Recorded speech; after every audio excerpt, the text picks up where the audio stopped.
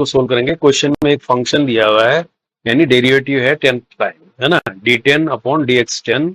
इसका करना है X square minus 1 to the power 10, है ना, इसका डेरिवेटिव निकालना है। तो ये फंक्शन एक्स आ जाएगा। अब ये A B C D options दिए हैं, है ना, इसके हिसाब से हमें इसको सोल्व करना है। पहले वाले ऑप्शन में क्या पूछ रहा है, the coefficient of X to the power 8 in the polynomial function X, यानी इसका कोफिशिएंट निकालना है एक्स टू द पावर 8 का। फिर सेकंड वाले में पूछ रहा है फंक्शन 1 प्लस फंक्शन माइनस 1 की वैल्यू। थर्ड में पूछ रहा है इस पॉलिनोमियल यानी इस फंक्शन की डिग्री क्या है। और डी में पूछ रहा है the constant term of the polynomial function X, यानी फंक्शन एक्स तो मैं जो है कांस्टेंट टर्म्स कौन सी होगी, है ना, कितनी होगी, ये निकालना है। तो ये 1 बाय 1 इसको सोल्व करना पड़ेगा। सबसे पहले देखो इस फंक्शन एक्स लिख लेते हैं हम। फंक्शन एक्स हमको क्या दिया हुआ है, 10th टाइम डेरिवेटिव दिया हुआ है d10 dx10। इसको एक्स स्क्वायर माइनस 1 की पावर 10 को हमने 10 टाइम इसको डिफ्रेंशिएट करना है। तो कैसे करेंगे इसको, और हमें निकालना है क्या उसके हिसाब से देखो कोफिशिएंट निकालना है। पहले ए में आ जाओ, है ना, कोफिशिएंट ऑफ एक्स। तो इसको पहले बाइनोमियल से ओपन करेंगे। अब ओपन करने का तरीका आपको पता है, बाइनोमियल तो आती होगी आपको, d10 dx10 यही रख लेते हैं अभी, है ना। इसको ओपन कर लेते हैं बाइनोमियल से, है ना। अगर जैसे x प्लस ए की पावर n है ना, इसको करना आता है ना आपको, N C not X N minus 0 A 0 फिर N C 1 X N minus 1 A 1 plus N C 2 X N minus 2 A square and so on, ऐसे ऐसे चलता है ना। तो यहाँ ये लगा देंगे, हमारे पास x की जगह एक्स स्क्वायर है, a की जगह -1 है, तो n की जगह 10 है, तो 10 सी नॉट हो जाएगा। अब इसको ऐसे लिख लेते हैं एक बार, एक्स स्क्वायर हो गया ये, है ना, बाहर से क्या हो जाएगा 10 माइनस 0, ये हो जाएगा। फिर a 0 यानी -1 की पावर 0। दूसरा वाला आ जाएगा 10 सी 1 एक्स स्क्वायर 10 माइनस 1 -1 का पावर 1। फिर आ जाएगा प्लस 10 सी 2 एक्स स्क्वायर 10 माइनस 2 -1 का स्क्वायर, ऐसे आ जाएगा। फिर 10 सी 3 थोड़ा लिख लेते हैं इसको, 10 सी 3 एक्स स्क्वायर, है ना, 10 माइनस 2 की जगह हो जाएगा 10 माइनस 3 और -1 क्यूब, एंड सोन कर लेते हैं इसको, है ना। और लास्ट में जो आएगा वो क्या आ जाएगा 10 सी 10, है ना, 10 सी 10 आ जाएगा। और एक्स स्क्वायर ये आ जाएगा 10 माइनस 10 और -1 की पावर 10, इसलिए पॉजिटिव वैल्यू ये मैंने इसको, है ना, यहाँ तक। अब इसको थोड़ा सा और सही करके लिख लेते हैं d10 ताकि मिस्टेक ना हो, है ना। अब इसके अंदर ये आ गया 10 c not x to the power 20, है ना, ये तो 1 ही हो गया, और ये माइनस हो जाएगा क्योंकि माइनस है, -10 सी 1 एक्स कितना हो जाएगा, 10 में से 1 गया 9, 9 टू जा 18 हो जाएगा ये, है ना। इसके बाद पॉजिटिव आ जाएगा 10 सी 2 एक्स टू द पावर कितना आ जाएगा, ये 16 आ जाएगा, है ना। इसके बाद फिर माइनस आ जाएगा 10 सी 3, है ना, एक्स की पावर कितना आ जाएगा 14 आ जाएगा। फिर पॉजिटिव आ जाएगा 10 सी 4, है ना, एक्स की पावर कितना आ जाएगा 12 आ जाएगा। फिर माइनस आ जाएगा 10 सी कितना लिखते हैं 5 एक्स टू दी पावर 10, ऐसे आ रहा ना, दो दो का डिफरेंस है इसमें, ऐसे कर लेते हैं। लास्ट में ये वैल्यू कितनी आ जाएगी, ये 1 आ जाएगी अपने आप में, 0 10 सी 10 1, तो ये 1 आ जाएगी, ऐसे आ जाएगी। यहां तक मैंने इसको लिख लिया। अब इसने जो पहले ऑप्शन में पूछा है ए में coefficient of X to the power 8 पूछ रहा है ये। अब इसके लिए थोड़ा सा एक डिफरेंशिएशन का रूल अपने यहाँ फॉलो करेंगे। कैसे, मान लीजिए D by D X of X to the power N करना है, तो ये क्या होता है एन एक्स एन माइनस 1 होता है, नहीं होता है। इसको मैं थोड़ा सा ऐसे लिख देता हूँ, ये फैक्टर एन लिख के मैं फैक्टर एन माइनस 1 लिख देता हूँ एन को, तो कोई फर्क पड़ेगा, क्योंकि ये एन बाहर आएगा, अंदर फैक्टर एन माइनस 1 आ जाएगा, वो कैंसिल हो जाएगा, तो ये ऐसा ही बन जाएगा। इससे क्या फायदा होगा कि एक सिमेट्री मिलेगी। अब D square by D X square करो एक्स टू पावर एन, यानी एक बार और करोगे तो N into N minus 1 X to power N minus 2 आएगा। इसको अपन कैसे लिखेंगे, इसको factorial N upon factorial N minus 2 लिख देंगे, X to power N minus 2 लिख देंगे, तो यही चीज आ जाएगी एन एन माइनस 1। तो इस तरह से एक ये, अब मान लीजिए थर्ड भी करना है, एक थर्ड भी देख लो।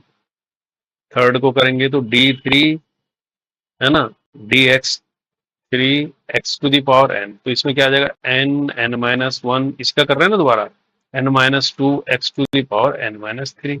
इसको लिखना चाहेंगे तो factor N factor n-3 x to the power n-3। देखो अब इसको एक जनरलाइज कर लेते हैं। जनरलाइज क्या कर लेते हैं, मतलब 1 2 3 की बजाय कोई भी जनरल टर्म ले लेते हैं। मान लीजिए हम p ले लेते हैं, तो d p x d sorry d p d x p x to the power n, यानी p टाइम तक इसको डिफरेंशिएट करते हैं। तो ये यहाँ से क्या आना चाहिए, ये पावर n है तो यहाँ पर फैक्टर n ही आएगा, यानी n-3 था थर्ड के लिए, तो p टाइम्स डेरिवेटिव हो रहा है तो n-p हो जाएगा, और यहाँ पर x to the power n-p आएगा। ये जर्नल आ गया हमारे पास। तो ये एक ये जनरल फार्मूला सा बन गया हमारे लिए। अब यहाँ से देखो इस इक्वेशन 1 में जब ये डिफरेंशिएट होगा, हर टर्म अलग अलग डिफरेंशिएट हो रही है। अब हमसे पूछा है x टू द पावर 8 का कोफिशिएंट। अब x टू द पावर 8 का कोफिशिएंट कहां पर जाके आएगा, देखो यहाँ पर 20 को जब डिफरेंशिएट करेंगे इस फार्मूले से, फैक्टोरियल 20, अब अगर मान लीजिए कर रहे हैं इसको, सपोज यहाँ चेक कर लें, ऐसे चेक कर लेते हैं, d10 अपॉन dx10 से मैं किसको कर रहा हूँ, x टू द पावर 20 को कर रहा हूँ। तो ये क्या आता है, इस फार्मूले से इसको यूज कर रहे हैं, है ना। तो इसको यूज करके देखो यहाँ पर क्या आएगा, फैक्टोरियल n की जगह मेरे पास क्या है 20, है ना, नीचे क्या हो जाएगा n-p, यानी फैक्टोरियल 20 - 10 हो जाएगा, है ना। x to the power n क्या है मेरे पास 20, और ये क्या है 10, तो ये क्या बन रहा है मेरे पास, ये बन रहा है फैक्टोरियल 20 अपॉन फैक्टोरियल 10, और ये x टू दी पावर 10 बन रहा है। तो x टू दी पावर 10 का कोफिशिएंट आ रहा है ये। तो इससे नेक्स्ट वाली टर्म में जरूर से क्या आना चाहिए, 8 का आना चाहिए। तो इसका मतलब ये वाली जो टर्म है ना, ये इसको यूज करो। तो इसको यानी d10 अपॉन dx10 इसका कर रहे हैं, x टू द पावर 18 का करते हैं। ये क्या आना चाहिए, यहाँ फैक्टोरियल 18 हो जाएगा, यहाँ फैक्टोरियल 18 माइनस 10 हो जाएगा, यहाँ x to the power 18 minus 10 हो जाएगा। तो ये अपने आप में क्या आ रहा है, देखो फैक्टोरियल 18 नीचे फैक्टोरियल 8 आ जाएगा, और ये x टू द पावर 8 आएगा। तो x टू द पावर 8 का कोफिशिएंट ये आ रहा है। तो coefficient of x to the power 8 इसमें, ये पूरा फंक्शन x, इस फंक्शन x में, है ना, इस फंक्शन f में क्या आ रहा है, साथ में माइनस ये भी तो है, -10c1, है ना, और साथ में क्या है फैक्टोरियल 18 अपॉन फैक्टोरियल 8 ये आएगा। अब 10c1 की वैल्यू क्या होती है, -nc1 की वैल्यू n ही होती है ना, तो 10c1 की 10 होगी। तो ये अपने आप में क्या हो जाएगा, -10 इंटू फैक्टोरियल 18 अपॉन फैक्टोरियल 8। तो ये आ रहा है हमारा साइड, है ना। तो ये coefficient of x to the power 8 आ रहा है ना। तो ये हमारा राइट चॉइस है ना। अब पूछा है बी में the value of function 1 plus function -1, है ना। तो इसको निकालने के लिए तो थोड़ा सा लास्ट में करते हैं इसको, है ना। अब इसको देखो, the degree of polynomial of x, function x में डिग्री पूछी है। अब फंक्शन x तो ये है, इक्वेशन 1 में देखो फंक्शन x ये है। अब इसमें डिग्री कहां से, जब ये डिफरेंशिएट होंगे तो सबसे पहली वाली टर्म क्या है, जब ये x10 और x टू द पावर 10, इसके बाद क्या आ रहा है x टू द पावर 8 आ रहा है, इससे अगली क्या है ये x टू द पावर 6 आ जाएगी, है ना। तो सबसे ज्यादा पावर कौन सी है, x टू द पावर 10, तो डिग्री क्या होगी 10। समझे, यानी x टू द पावर 10 से यहाँ से पता लगता है कि डिग्री क्या है इसकी 10 है, क्योंकि सबसे बड़ी पावर क्या है x टू, जब डिफरेंशिएट करेंगे इसको x टू द पावर 10 आएगी, तो इसका मतलब 10 जो है इसकी सबसे बड़ी डिग्री, यानी डिग्री जो है इस पूरी पोलिनोमियल की 10 कहलाएगी, यानी जो पावर सबसे ज्यादा होती है x की वही उसकी डिग्री कहलाती है। तो ये भी राइट है ना। अब constant term of polynomial function, अब इसमें कांस्टेंट टर्म को ढूंढना है। कांस्टेंट टर्म मतलब जहां पर x ना आए, है ना। अब जब इसको डिफरेंशिएट करते जाएंगे तो ये जो ये वाली टर्म है ना, अगर इसको डिफरेंशिएट करते हो, देखो यहाँ पर इसको डिफरेंशिएट करते हैं तो देखो क्या आता है ना। इससे पहले तो x की पावर आएगी, है ना, जैसे इसका आया था 8 आया था, 12 वाले का क्या आएगा, 12 वाले का जब 10 में से जाएगा x स्क्वायर आएगा। इसका क्या आता है, देखो इसका क्या आना चाहिए, -10c5 है ना, ये 10c5, और इसको लिखते हैं d10 dx10, अंदर ले लिया मैंने x10। जब इसको करते हैं तो -10c5 तो यहाँ पर है ही है पहले से, है ना, और इसको अब करेंगे इस फार्मूले से, तो ऊपर क्या आ जाएगा फैक्टोरियल 10, नीचे 10 - 10, है ना, और x टू द पावर 10 - 10, तो ये क्या हो जाएगा x टू द पावर 0 हो जाएगा, तो 0 1, यानी ये कांस्टेंट टर्म ही आ रही है अपने आप में, तो कहने का मतलब माइनस 10c5 और यहाँ पर क्या बचेगा, नीचे फैक्टोरियल 0 की वैल्यू 1, तो फैक्टोरियल 10 बचा ये, है ना। ये अपने आप में कांस्टेंट वैल्यू आ गई। तो इसको इसने कैसे लिखा होगा, इसने ऐसे लिखा है, देखो इस 10c5 को भी लिखना चाहे तो factorial 10 upon factorial 5 into factorial 5 और एक फैक्टोरियल 10 ये है ना। तो इसकी वैल्यू क्या आ रही है, ये अपने आप में जो कांस्टेंट वैल्यू आ रही है, टर्म आ रही है, वो क्या आ रही है, माइनस फैक्टोरियल 10 अपॉन फैक्टोरियल 5 का होल स्क्वायर, है ना। ये आ रही है, कौन सा पार्ट है ये, डी पार्ट है ना, ये डी पार्ट है। तो डी पार्ट में ये आ रहा है ना। लेकिन इसने जो है स्क्वायर नहीं किया है बाहर से, है ना, इसका मतलब ये रॉन्ग है ना। तो सही होने के लिए इसको स्क्वायर होना पड़ेगा, है ना, स्क्वायर होना पड़ेगा ना इसको सही होने के लिए, तो स्क्वायर तो है नहीं, तो इसका मतलब ये क्या हो गया, रॉन्ग हो गया। तो हम इसको हटा देते हैं स्क्वायर को, है ना। क्वेश्चन के बी ऑप्शन को सोल्व करेंगे, तो देखिए बी ऑप्शन में हमको क्या पूछा गया है, ये है बी ऑप्शन। बी ऑप्शन में फंक्शन 1 प्लस फंक्शन -1 की वैल्यू फाइंड आउट करनी है ना, इसको चेक करना है कि ये क्या है। तो इसके लिए आपको फंक्शन एक्स तो दिया हुआ है ही, फंक्शन एक्स है d10 dx10 एक्स स्क्वायर -1 की होल पावर 10, है ना। तो इसको हमने अभी एक्सपेंड किया था बाइनोमियल से, तो बाइनोमियल से एक्सपेंड करने के बाद ये डिफरेंशिएशन जब करते हैं और वहां पर x इज इक्वल टू 1 या x इज इक्वल टू -1 रख के अगर इसको सोल्व करते हैं तो बहुत ही कॉम्प्लिकेटेड सीरीज आ जाती है ना, जिसको सोल्व करना काफी टफ है। तो इसके लिए यहाँ पर एक लेबनीज रूल बनाया गया है ना, लेबनीज रूल किसके लिए बनाया गया है, ये डिफरेंशिएशन के लिए बनाया गया है। कैसा डिफरेंशिएशन, पार्ट डिफरेंशिएशन, यानी n टाइम अगर पार्ट डिफरेंशिएशन करना है, मान लीजिए dn dxn n time differentiation हो रहा है, इसका u और v दो वैल्यूज है ना, अलग अलग से पार्ट डिफरेंशिएशन इसका करते हैं, तो ये क्या आता है लेबनिज रूल से, ये इस तरह से लिखा जाता है, ये लिखा जाता है एन सी के, ठीक है, k एक वेरिएबल है जहां पर k को हम 0 से लेकर n तक वेरी कराते हैं। अब ये हो जाता है डी के dx के फर्स्ट वाली वैल्यू u, है ना, इसको डिफरेंशिएट करो, फिर इसके बाद बनती है डी एन माइनस के डी एक्स एन माइनस के, तो सेकेंड वाली वैल्यू यानी v, इसको डिफरेंशिएशन करो। तो ये ऐसे इसका रूल बनता है। तो इस रूल पर अगर हम इसको करेंगे तो हमारे पास ये जो क्वेश्चन है ये ऐसे बन जाएगा, d10 dx10, है ना, इसको हम दो भाग में लिख सकते हैं, यानी x -1 की पावर 10 और x + 1 की पावर 10 ऐसे लिख सकते हैं। अब इसको मैं u कंसिडर कर लेता हूँ, इसको v कंसिडर कर लेता हूँ यहाँ। तो इस हिसाब से हमारे पास क्या बन जाएगा, d10 dx10 और ये क्या हो जाएगा, x -1 की पावर 10 और x + 1 की पावर 10, है ना। ये u हो गया, ये v हो गया। तो ये क्या बन रहा है, ये अगर इसमें रखते हैं इसको, तो चलो k 0 से लेकर n की जगह अब 10 हो गया हमारे पास, है ना, यहाँ पर भी 10 हो गया, 10 c k तो वेरिएबल है ही, तो ये d k रहेगा, चलो, है ना, ये डी एक्स के, अब u की जगह हो गया क्या, x -1 टू दी पावर 10, ये हो गया। और यहाँ पर क्या हो जाएगा, d10 - k हो जाएगा ये, और dx10 - k यहाँ पर ही हो जाएगा, और ये हो जाएगा v वाली वैल्यू यानी x + 1 टू दी पावर 10, ऐसे हो जाएगा ये। अब इस सीरीज को खोलो, यही हमारा फंक्शन एक्स था कायदे से, है ना, फंक्शन एक्स यही था। अब ये सीरीज को अगर खोलते हैं तो किस तरह से मिलती है सीरीज, अगर इसको फर्स्ट टर्म देखा जाए तो k इक्वल टू हम क्या रखते हैं, थोड़ा लंबी जाएगी सीरीज तो इधर से ले लेते हैं।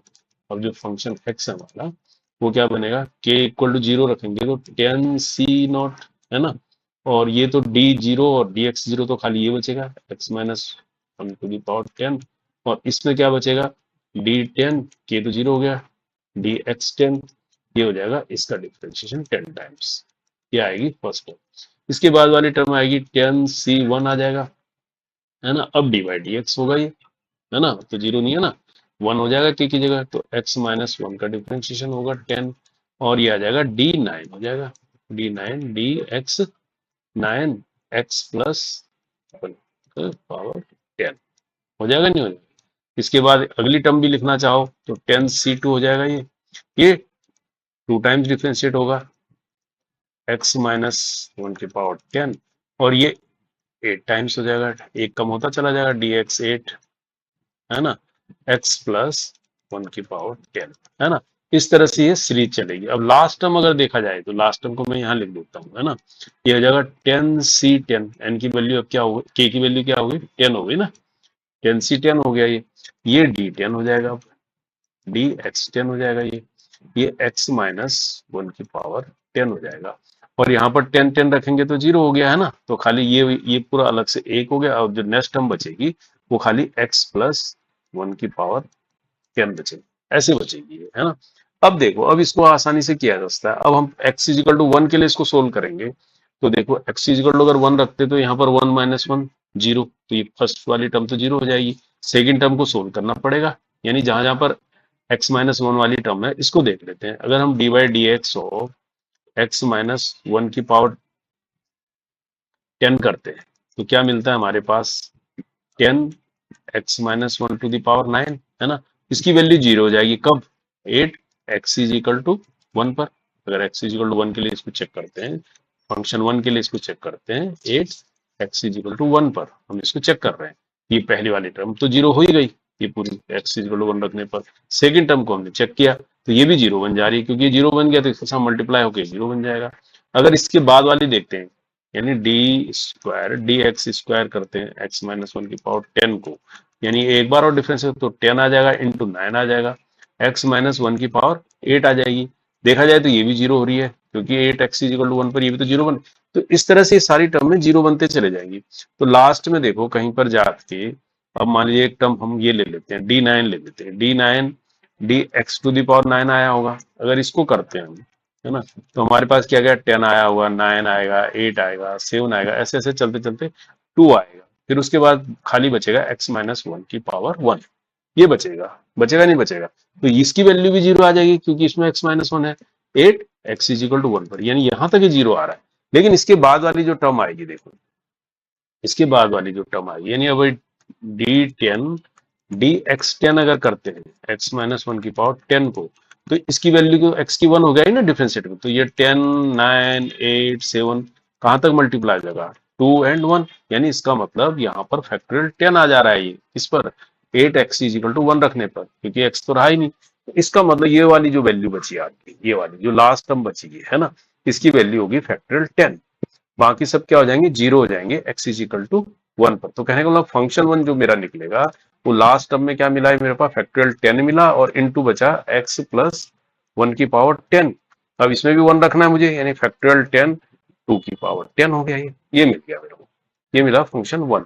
ठीक इसी तरह से अब समझो फंक्शन -1 के लिए अगर सोल्व करते हैं, फंक्शन -1 के लिए सोल्व करते हैं, यानी x इज इक्वल टू कितना रखेंगे, -1 रखेंगे।